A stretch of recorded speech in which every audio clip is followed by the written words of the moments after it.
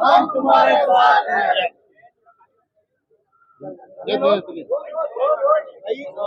निवडणूक बिनविरोध पार पडणार असं स्पष्ट दिसतंय. दोघांच्या उमेदवारी अर्जामध्ये काय भावना नक्की आहे तुमच्यामध्ये?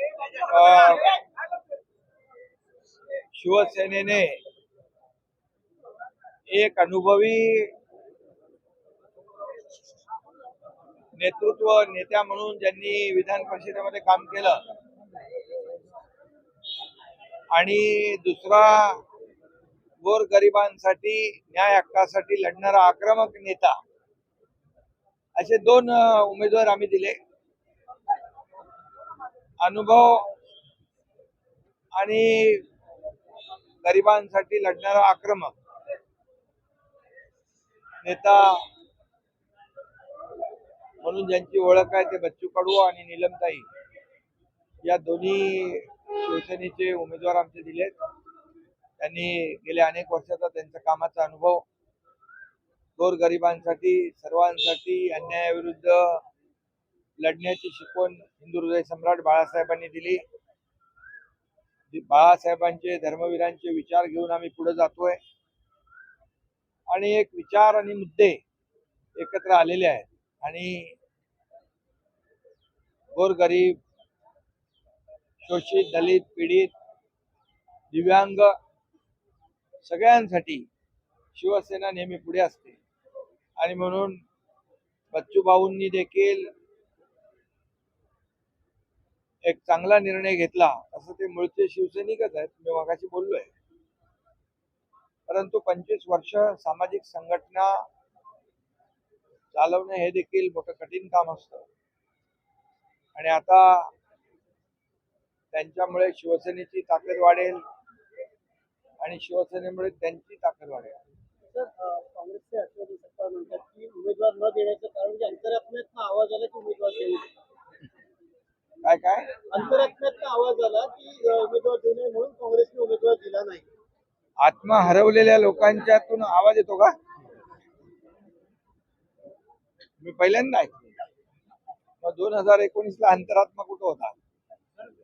हा आवाज पहिले नाही आला का? पहिलं तर बोलतो मी, आत्मा हरवलेल्या लोकांच्या अंतरात्म्यातून आवाज येतो का? 2019 ला तुम्ही म्हणाला तेच मी विचारतोय, तेव्हा अंतरात्म्याचा आवाज कुठं होता? जाऊ दे, ते विषय सोडून द्या. ठीक आहे, चांगल्या खेळीमेळीच्या वातावरणात निवडणूक होती आहे, बिनविरोध होते आहे आणि त्यामुळे सर्व पक्षांचं देखील स्वागत केलं पाहिजे, पक्षांना धन्यवाद दिले पाहिजे. आम्ही देखील शिवसेना, भाजप, महायुतीने, राष्ट्रवादी महायुतीने अधिकचा उमेदवारांनी दिला आणि त्यामुळे ही निवडणूक जी आहे बिनविरोध खेळीमेळीच्या वातावरणात होते, चांगलं आहे. तुम्ही अधिकचा उमेदवार दिला तर अडचणी वाटत होती म्हणून उद्धव ठाकरे रिंगणात उतरले नाहीत, कारण अपेक्षा होती देखील उमेदवारी. आता लढाईची वेळ येते तेव्हा कोणाला तरी पुढे करतात. तुम लढो हम कपडा संभालतो असं काही लोक करतात. जाऊ द्या, त्यांच्या पक्षाचा विषय नंतर कर. त्याच्यावर मला काय भाष्य करायचं नाही. मी एकच सांगतो की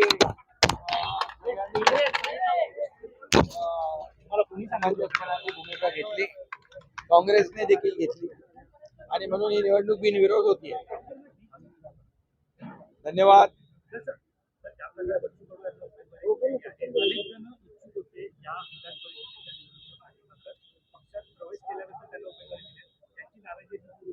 कोणाची नाराजी आहे? तुम्हाला कोणी बोललं का? इच्छुक अनेक असतात, जागा कमी असतात आणि बच्चू कडू काही नवीन नाही आमच्यासाठी. बच्चू कडू हा जुना शिवसैनिक आहे, हाडाचा शिवसैनिक आहे, बाळासाहेबांच्या सोबत काम केलेलं आहे आणि जेव्हा आम्ही निर्णय घेतला उठावाचा जे धडाडीचा निर्णय, राज्यामध्ये जे काही इतिहास घडला त्यावेळेस देखील बच्चू भाऊ आमच्या बरोबर होते. त्यामुळे बच्चू भाऊंच्या बद्दल असं कुठलंही काही, एक लढवय्या कार्यकर्ता आहे, गोरगरिबांसाठी लढणारा आहे, दिव्यांगांसाठी लढणारा आहे, एक आक्रमक नेतृत्व आहे, एक तरुणांचा एक आशावादी चेहरा आहे.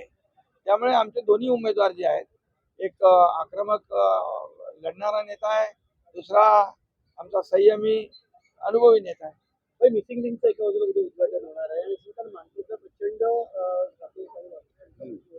याचा समतोल कसा राखला जाणार आहे? कारण एका बाजूला आपण फ्री करायचा प्रयत्न करतो मात्र traffic नाही, मिसिंग लिंक काय उद्या उद्घाटन होते. मिसिंग लिंक जो आहे तो त्याच्यामुळे आज पुण्यातली जी ही घाटातली ट्रॅफिक आहे ती घाटातली वाहतूक कोंडी दूर होईल, प्रदूषण कमी होईल, इंधनामध्ये बचत होईल, अर्धा तास 40 मिनिटं लोकांची वाचतील, मुंबई पुणे अपडाऊन करणाऱ्या लोकांचा प्रवास वाचेल, प्रवास सुखकर होईल आणि खऱ्या अर्थाने तो जो मिसिंग लिंक आहे इंजिनिअरिंग मार्वल आहे, अतिशय तंत्रज्ञानाचा चमत्कार आहे असं म्हटलं तर वावगं ठरणार नाही.